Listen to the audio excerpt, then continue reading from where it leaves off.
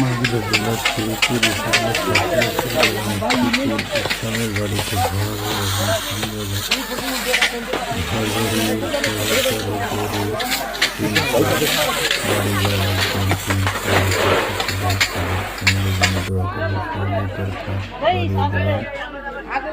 এখন কি পরিমাণ ক্ষতি হয়েছে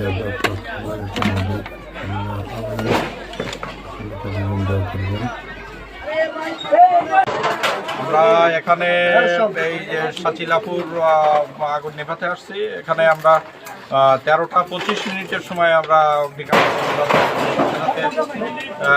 গাড়ি মুভ করি এবং এখানে এসে অগ্নি নির্বাপনের চেষ্টা করি।